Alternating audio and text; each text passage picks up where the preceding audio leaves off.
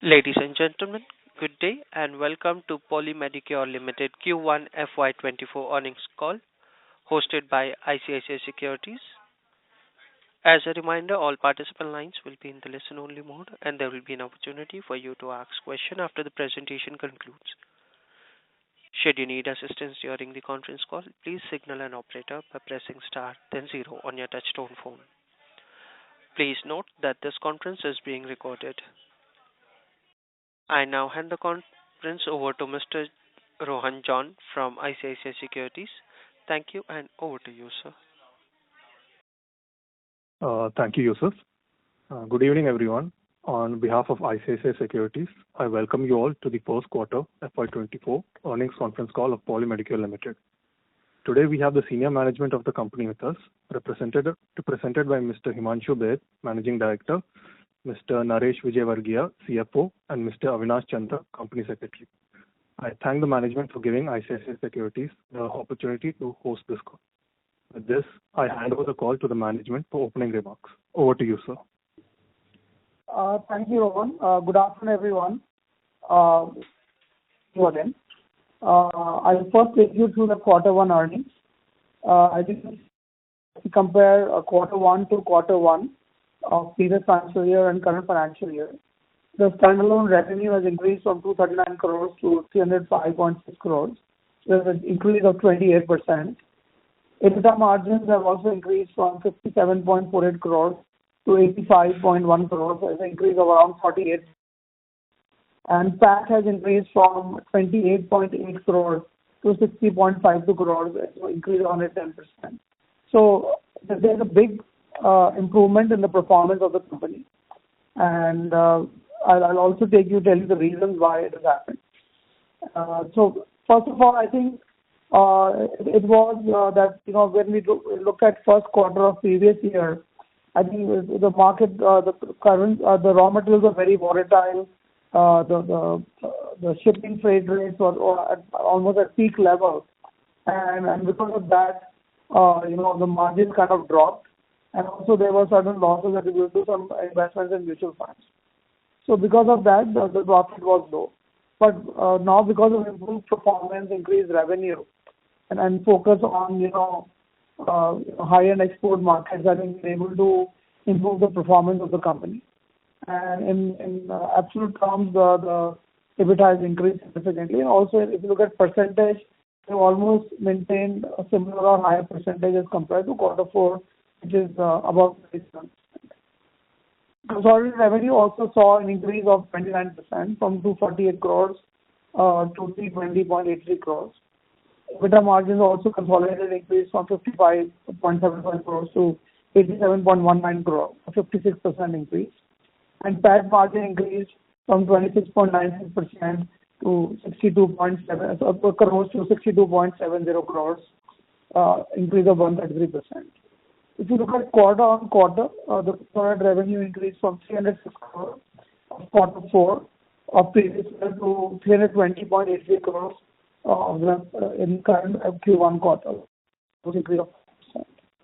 So for us, it was very important that we maintain same momentum in spite of headwinds in markets which we already had. Somehow most of the global economy is going through a very tough phase.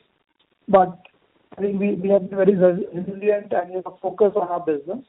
And because of that, I think we have seen a quarter-on-quarter growth and also, sharp increase when we compare with quarter one to quarter one, the previous year to this year. Exports in the current quarter have increased from 164 crores to 405 crores, an increase of 25%.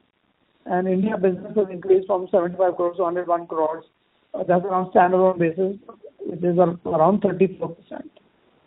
So margins have been steady with stabilization of raw material pricing and normalization of trade rates. So in the previous quarter also we had the same, I think in the same current quarter, Q1, we also, had steady raw material pricing and freight rates.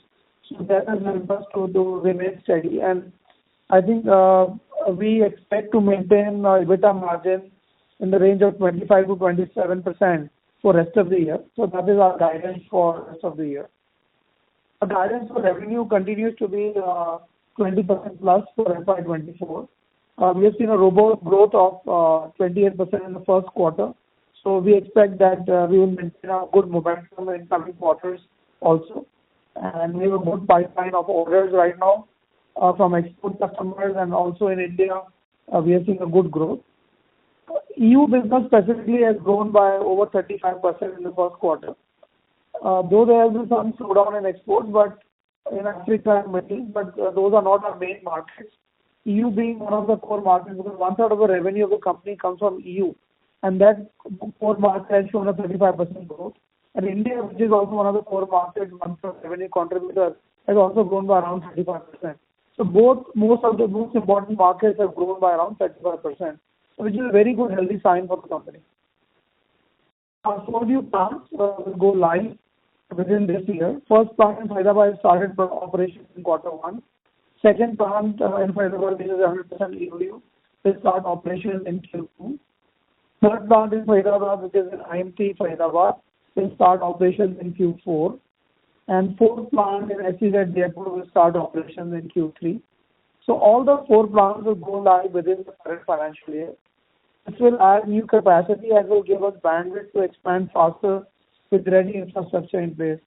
We are almost adding 8 lakh square feet of new infrastructure in these 4 plants. And CapEx for FY24 will be close to around 210 crores. And from FY25 onward, we will see CapEx tapering down to maybe around 100 to 125 crore level, which will be mainly maintenance and then augmenting more capacity or investing in new products and new technology. The new critical care business will be launched in quarter 3. Currently, clinical trials and new regulatory permissions are being awaited. This is also very important new development in the company, because this will give us an ability to serve the hospitals much deeper, especially in the intensive care units where the consumption of products is much higher and the value is also much higher. Import substitution is our key focus in this critical care space. Domestic business, as I said, continues to show good momentum with a 34-35% growth in Q1. Presence across segments like corporate hospitals, Tier 2 and 3 increase. We are seeing the healthcare sector has been growing steadily in last 1 year. And I think we are getting advantage of that. So it's maybe growing around 10 to 12% or even maybe a little higher. But we have shown a growth of around 34-35%. So we are taking more market share from multinational companies now. And we hope to maintain a similar momentum during the year. The dialysis renal segment has grown by around 22% in quarter 1. And we expect to end the year approximately 25 to 30% growth rate. The manufactured dialysis machine is already launched. It's shown good acceptance with users. We still have some headwinds in the segment because of cheap imports coming from China and dumping of low-quality products in our country. Low import duty structure is also hampering our targeted growth. Current IGST on finished products is just 5%, whereas all raw materials we pay 18% GST, which results in inverted duty structure and additional costs. We do not expect any PLI benefit coming to us in the current financial year 24 as for dialysis renal segment, as those numbers are not as per high targets set up in PLI, almost 60 to 70% year-on-year growth. So the numbers currently which you see are without any PLI benefits, and we don't see any PLI benefits for the whole year because we have been requesting the government to reduce the targets under PLI because it's kind of unattainable, 60 to 70% year-on-year growth. And to my knowledge, of 20 companies who got PLI on medical devices, only 3 or 4 companies have met the target for the first year. So the scheme is still not very workable. We have suggested many changes in the scheme to suit domestic manufacturing. So currently this is the status, and we will wait for government maybe to look into our suggestions and then see what happens next. But we expect that we have some headwinds in the sector, but still we will grow between 25 and 30%. which is still a decent growth. US market, we received the US FDA approvals for 2 products few weeks ago, we already announced. We expect to start sales on these 2 products in next 2-3 months. Already received our first orders from the customers. We plan to apply for more products for US FDA in coming months, and we are seeing more momentum, our way, and we are more confident now to get more products under FDA approval.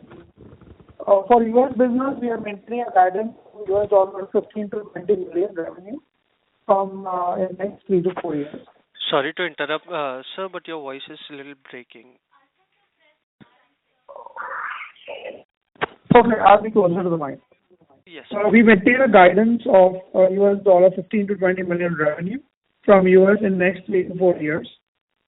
Our step-down subsidiaries in Italy, our joint venture in Egypt, our plant in China, all are profit making and performing well, and we see good growth opportunities in Egypt going forward. Our Italian subsidiary has almost doubled the revenue, in the first quarter itself. So they are all doing very well. They are, the momentum is very good, and we are adding more customers in the markets to the subsidiary. Egypt JV is also, has a better profitability as compared to last year. You see, last year, we in quarter one with a loss of around 1.8 crores across the subsidiaries. But this quarter, we have almost made a profit of 2.25 or 2.3 crores. So there's been a good turnaround in all the subsidiaries. In R&D side, the company continues to develop new products and will launch 10 to 12 new products in the critical care segment and vascular segment this year. We also have robust pipeline of new products for next 2 to 3 years. The company currently owns 370 plus patents and 70 plus applications pending for approvals in various geographies. We continue to invest in new product development at a rapid pace. Because for us, I think the company, the major thrust has been launching more products every year, and that has kept up the momentum.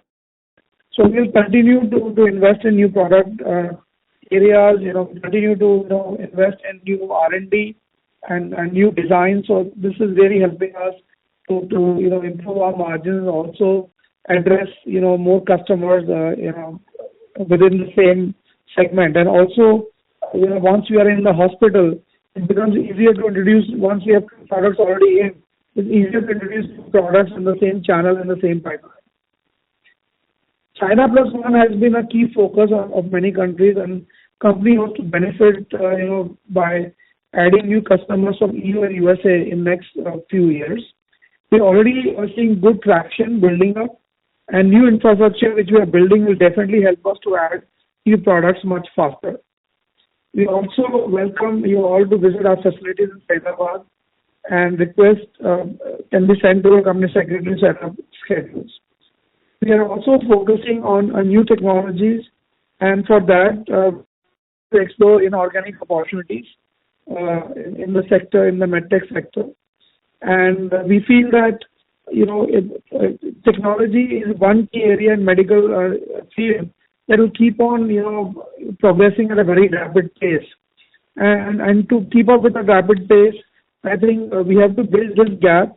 Because currently, if we develop a new product right from beginning to the end, it takes around 4 to 5 years from development from scratch to put the product in the market, because there's a few years of development cycle in clinical trials, and there's a few years of regulatory approvals. So we are thinking to shorten this cycle, to look into companies which have technology, which have products, and then maybe look at inorganic opportunities to grow faster in new technology areas. And then when we see something, we'll definitely let our investors and stakeholders know about it. These are some of the highlights of quarter one. If there are any questions, I'm happy to take them. Thank you again for your time and patiently listening to me. Thank you again very much. Thank you very much. We will now begin the question and answer session. Anyone who wishes to ask a question may press star and one on their touchtone phone. If you wish to remove yourself from the question queue, you may press star and two. Participants are requested to use handset while asking a question. Ladies and gentlemen, we'll wait for a moment while the question queue assembles.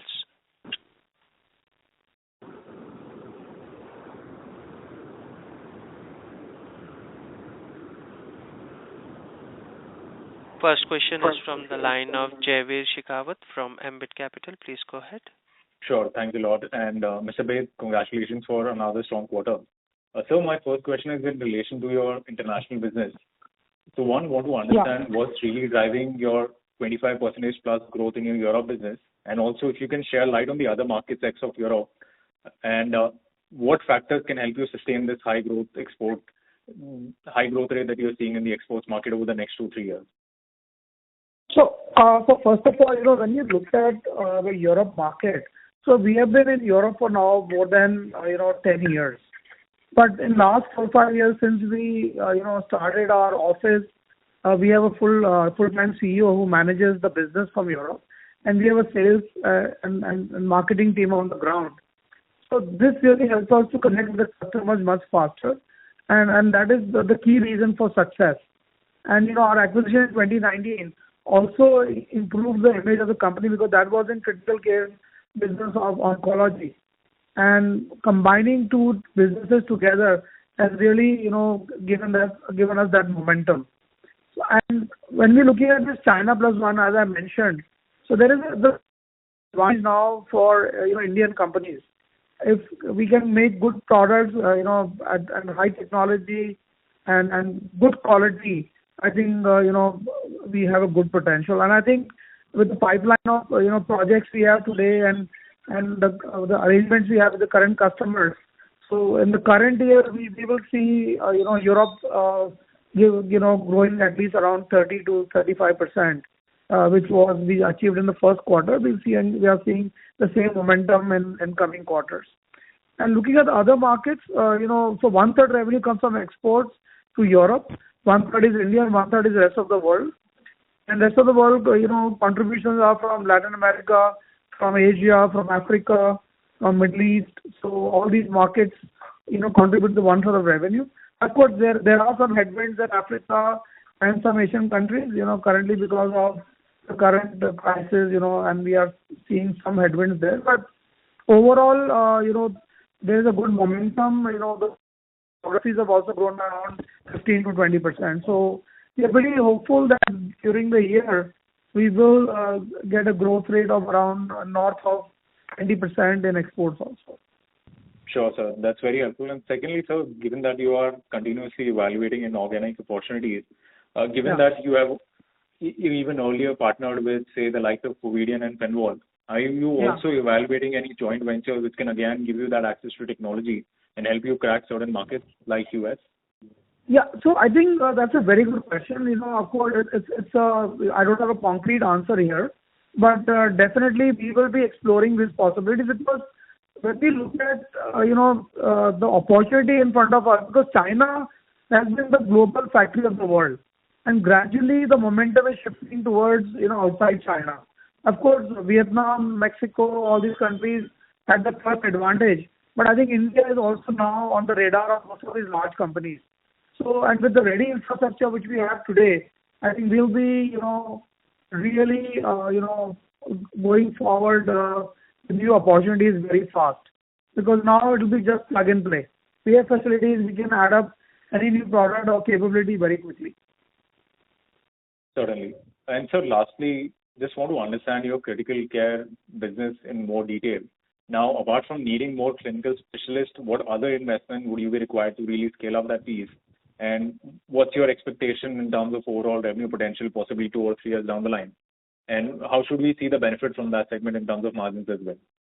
So I think critical care segment definitely has a better margin because these are products made, specifically for ICU, applications, specialized catheters and, specialized guide wires. All these are very specialized.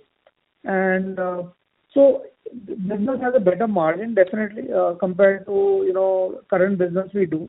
Though the revenue initially will be small, but I think in 3 to 4 years, I'm just making a guess today, I can't give you a real estimate, but we should be, looking at around 75 to 100 crores of revenue in this particular segment. And so in terms The of new investment, segment. Yeah, it's yes. a completely new segment. The investments have already been done as part of the current capex plan.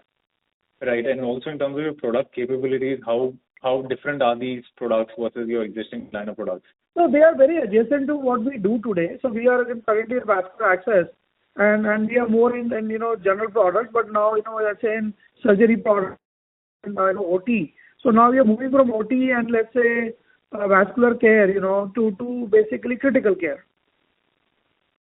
Sure. So basically, a patient is in a bed. So either he goes to OT, or from OT you go to either to ICU or to a normal room. So we were currently serving OT and a normal room for a patient. Now we are moving to ICU basically. Also, we are covering that area which we are missing in the hospital. Sure. Thanks a lot, Mr. Bed, and all the best. Thank you. Thank you.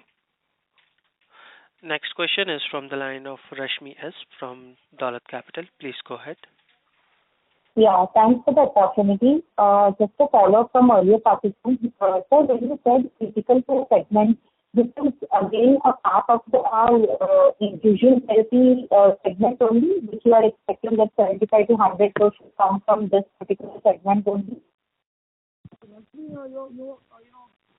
Sorry, sir, I can't hear you well.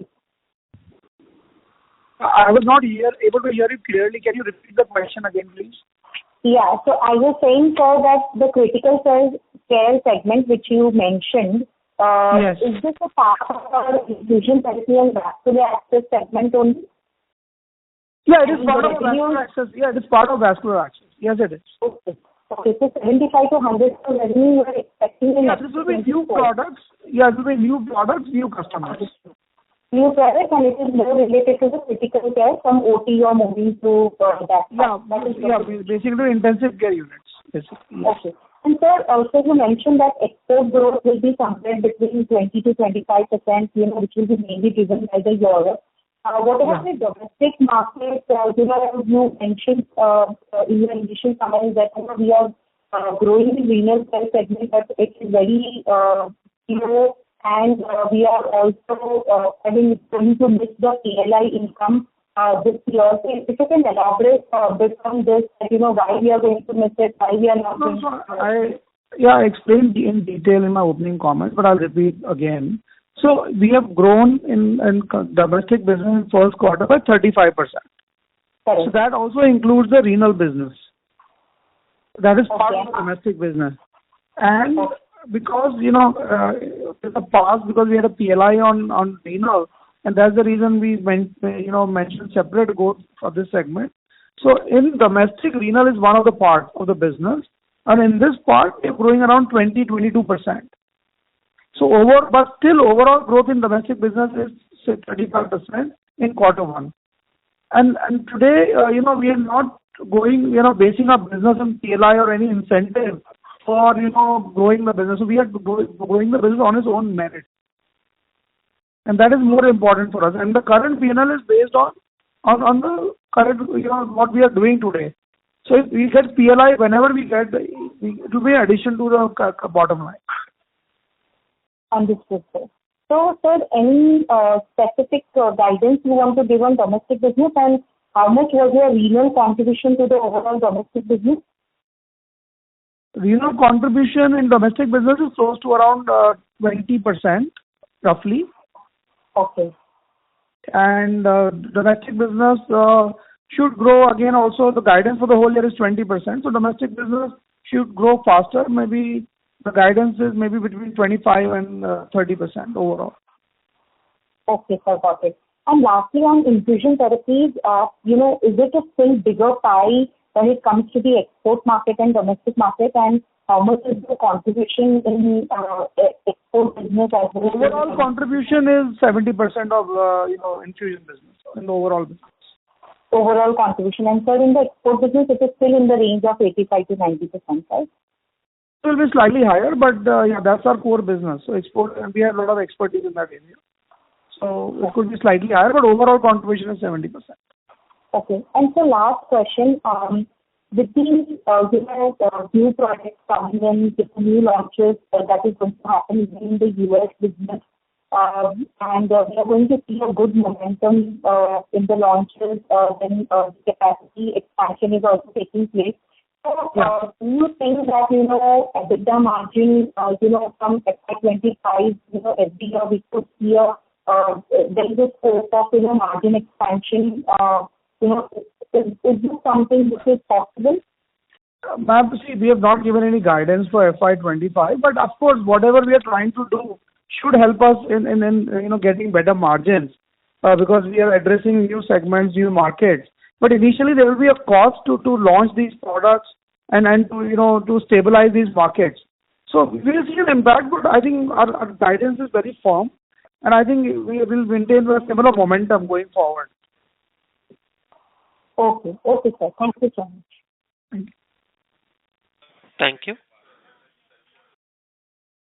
Next question is from the line of Harsh Mulchandani from Chris PMS. Please go ahead. Congratulations on great set of numbers.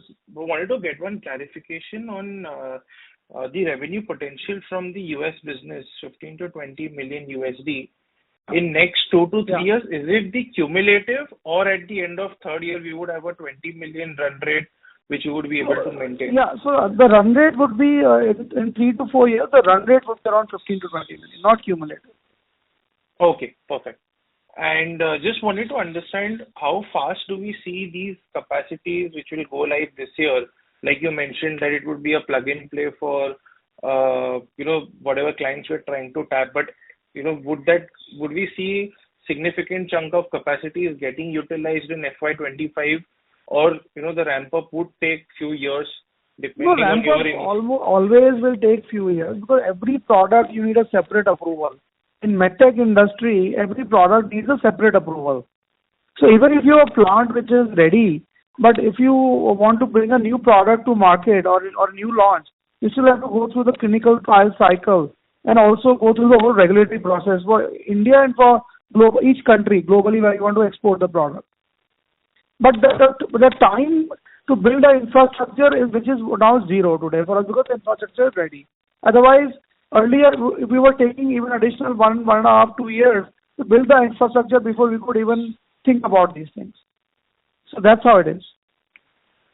Got it. Makes sense. And just last question on the renal segment. So I think the dialyzer, etc., which are the consumables, there we can see a stable revenue coming in subsequently, and what I could understand is the sale of the machine is slower than what we had anticipated earlier.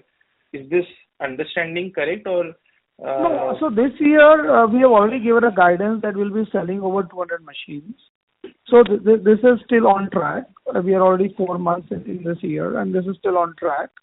And yes, consumables, because machine is a one-time sale, which is, then would do, 3 to 4 treatments per day per machine.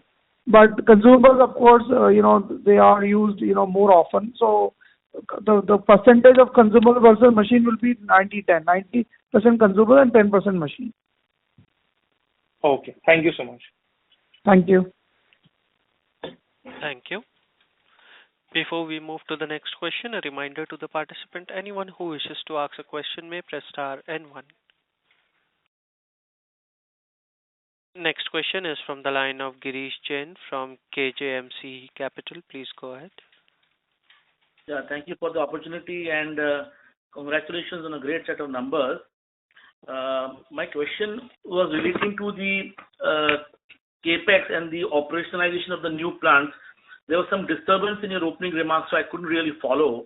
If you could just elaborate on the schedule of the plants which are getting started. And please go ahead.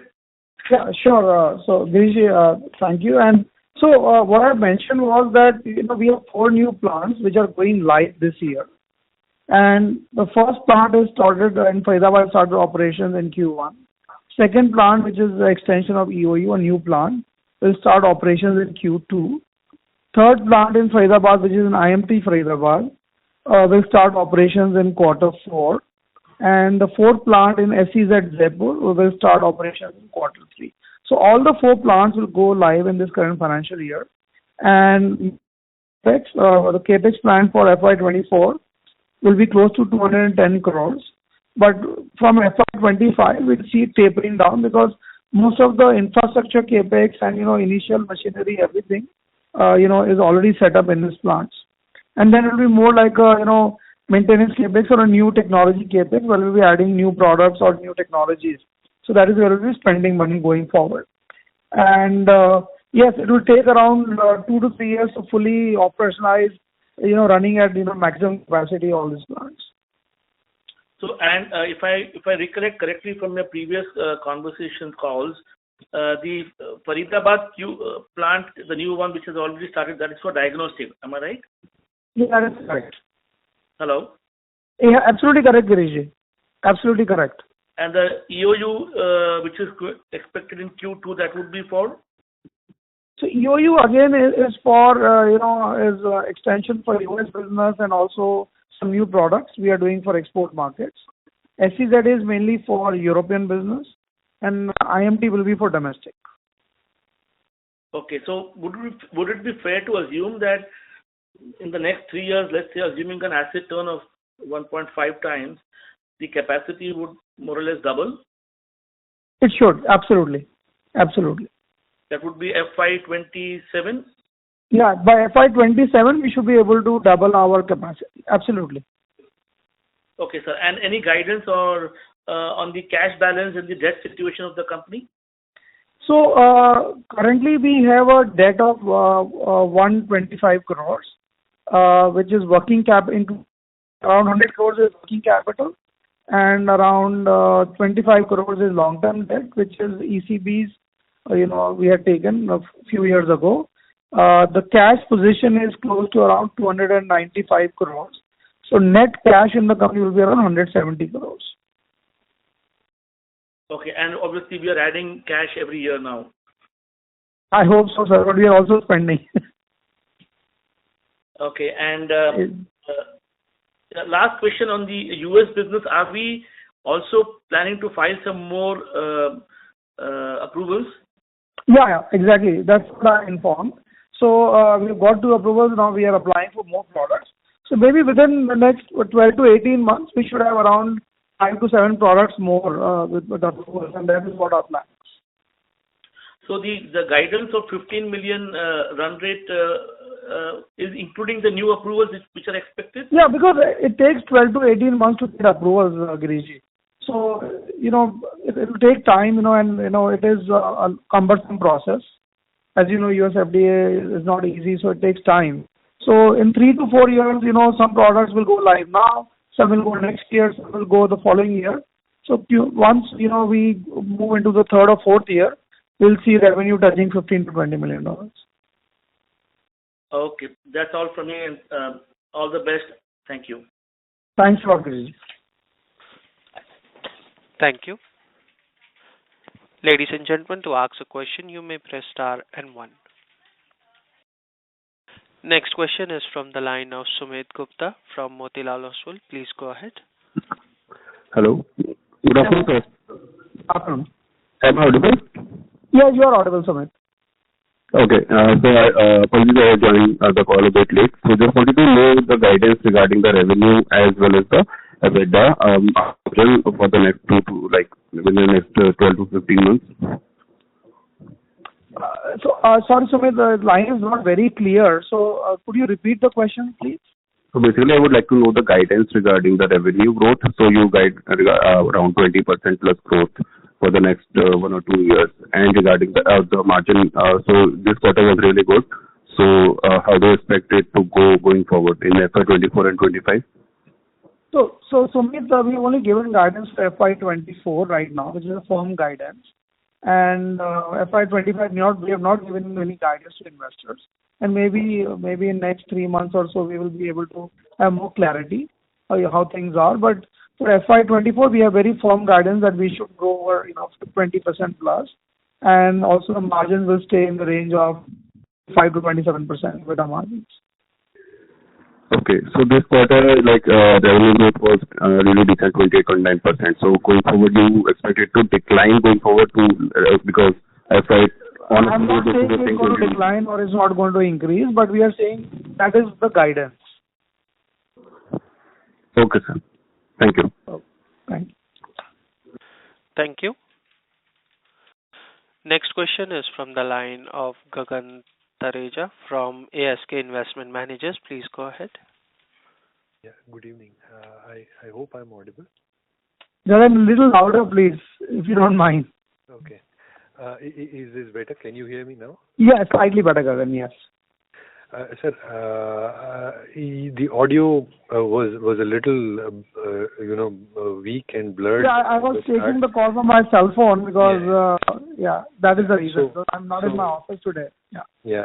No, so regarding the sales split that you gave for Q1, if you could, possibly repeat it again, growth in domestic sales for the renal and the balance segment and Europe growth and ROW growth, if you could just kindly repeat once. Yeah, sure. Absolutely.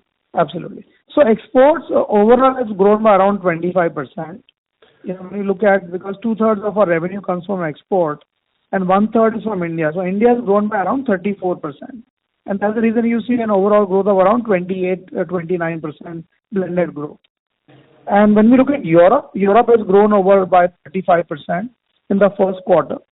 And the rest of the world probably has grown by around 15% or so. So 1/3 revenue of the company is from Europe, 1/3 is India, and 1/3 is the rest of the world. And India growth has been around 34% in the first quarter. And we probably, and renal business has grown by around 22% in the first quarter. Renal business is part of the India business. So the renal part, if the India business has grown by 22%, and if I understood it correctly, renal itself is around 20% of India's sales. That's correct. Right. So the balance part of the India sales would have actually grown at much more than 34%. Yeah, that is correct. Absolutely correct. So what was the reason for that very strong domestic growth? If you could elaborate a little more there. Yeah, so I think our penetration is increasing now more in corporate hospitals. Today, you will see polymer products in almost all hospitals. And I think that is very important. It's just taken us time to build the brand, build the structure, network, and win the trust of this large corporate hospitals. And number two, we have increased our penetration in tier 2 and tier 3 cities also. So that is also helping us to gain momentum across different product segments. Especially our vascular access is a core segment, and that's growing at a very fast rate. And there's a lot of room to grow further also. Is it possible to understand, excluding renal in India, how much would have been contributed from vascular and from vascular is total 70% of our total business. No, specifically for India, how much would it be? 70%. 70% for India. Yeah. Okay. And sir, the new policy, which you indicated as has come through, the new medical devices policy. You were expecting certain contours, and Yeah, there is still no clarity, on this still now. Government announces policies, but the fine print still we are awaiting. The policy is very vague right now, and hopefully, and there is a meeting now in Gandhinagar called by the Ministry, Department of Pharma and Ministry of Health. So they are going to make some more announcements regarding this policy and see what incentives will be available to the industry. Okay. So I'm seeing maybe incentives on R&D side. Maybe that's another area government is focusing. So there could be something on R&D, and the new medical device bill, you're already hearing that they're talking of in the parliament. The Drugs and Cosmetics Act, which was made in 1940, is getting changed to a bill, which is a medical device, drugs and cosmetic bill. So that's a big change, and that will also make Indian regulation harmonized with the rest of the world. So the policy is basically at a very high level. Now it's for the industry to see what policy government of India is going to push in this sector, and with policy coming in, I think we are very sure that the purchasing from the government side and government investments in this sector will also increase. And government investments, I mean, putting more labs, more medical device parks, more common facilities. So all that will follow through this policy. Okay. So specifically pertaining to the policy, I think there was a clause around single window clearance. There was supposed to be a clause. Yes, there are a lot of things around the policy, but as I told you, everything is work in progress by the government. There's a new export promotion council now specifically set for medical device exports. Earlier was a part of Armexel. So a lot of initiatives are there, but I think it will take few years before we can see really the impact of these policies. Any policy we comes in, you don't see an impact on day one. Okay. No, I get that, sir. I am just trying to understand, over what time. It's a matter of time and not anymore a question of whether or not the policy. But at least, what I can say is, first time at least there is a policy of this sector. Correct. Nobody knew this sector before COVID. Right. So the India growth in any case that you are currently seeing is largely driven by your own efforts and has no support from the policy which will come on later. Absolutely. Right. The policy was just announced last month in June or something. Correct. So the current momentum that you're seeing in India, X of renal, I understand renal, will grow organically at its own pace as and when you are able to scale that market up. But the other piece, you feel that, the current growth rates that you're seeing, are they sustainable for you? Or, you could say... Again, when we look at India is 70% import dependent, right? And, there is a lot of now import substitution products we are making in India now, in the last few years. So that is where, and we have to, work a little bit more deeper with the corporate hospitals. And when we started working with them, after COVID, we started working deeper with the corporate hospitals. And I think when you can offer a good quality product in India at a good price to the hospitals, I think why won't they not buy it? So I think that is a momentum we are seeing. So there is a change in approach by a lot of these corporate hospitals. Right. Is it also possible to broadly understand, the total sort of market size addressable for you in the domestic market and what's... It's very hard to say. It's very fragmented, It's a very long question. Maybe we'll have to talk separately about it. Okay. But suffice to say that your efforts are sort of bearing fruit and this momentum will continue going ahead as well. Yeah. You've just scratched above the iceberg. That's what I can say. Okay. And just a clarification, these 4 plants will double your capacity, is what you said? Yeah. So, yes. So the infrastructure will almost double our capability and capacity. Not of current products. We are adding a lot of new product lines, and that is where we will see. It's not doubling existing capacity. Okay. Of existing products. It is new products, and also a lot of new products are being, going to be made in these new plants. Can you maybe give us a little more sort of elaborate flavor of what's in the pipeline in terms of new products and... I can't disclose this on a call, sir. Sorry, I can't do that. A lot of information is confidential. No worries, sir. Yeah.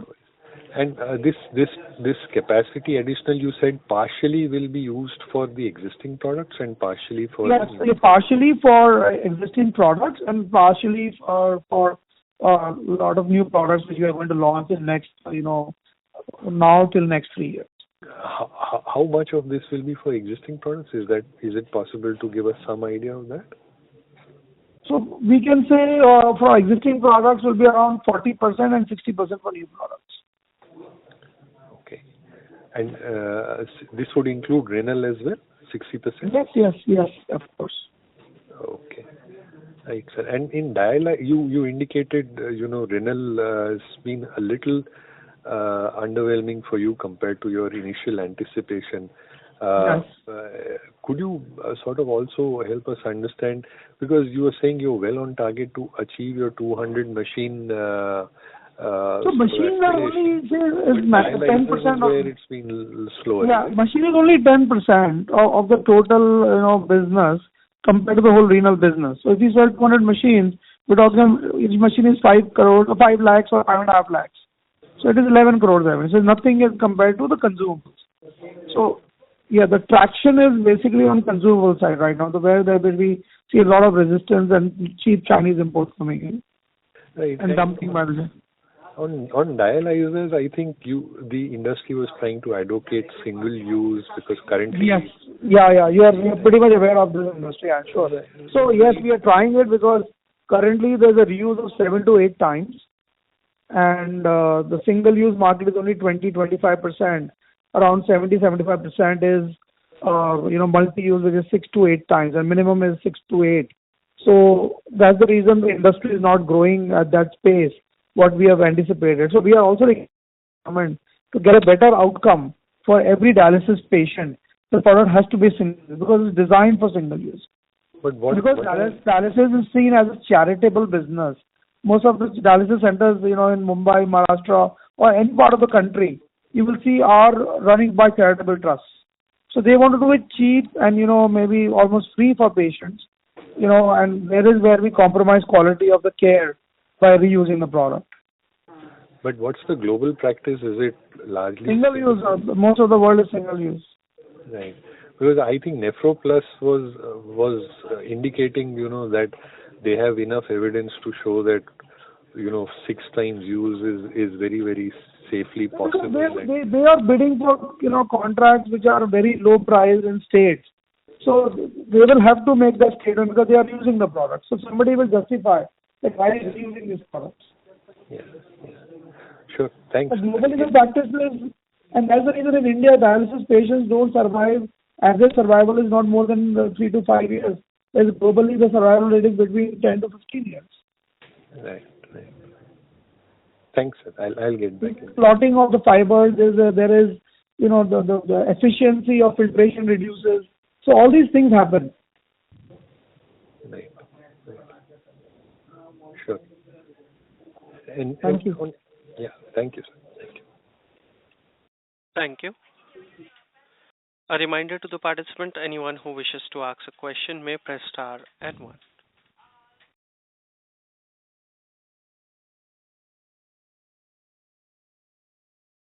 As there are no further questions from the participant, I would now like to hand the conference over to the management for the closing comments.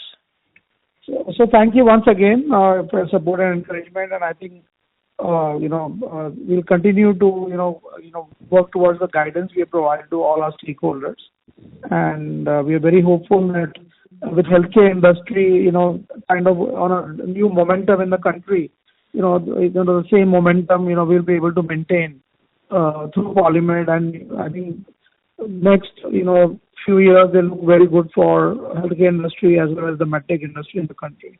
With government attention to this sector, I think we will see a lot of indigenous manufacturing coming up in the country, and as well as growth in the market share of domestic companies. So we hope we are in the right direction. Thank you very much. Thank you. On behalf of ICICI Securities, that concludes this conference. Thank you all for joining us, and you may now disconnect your lines. Thank you. Thank you very much.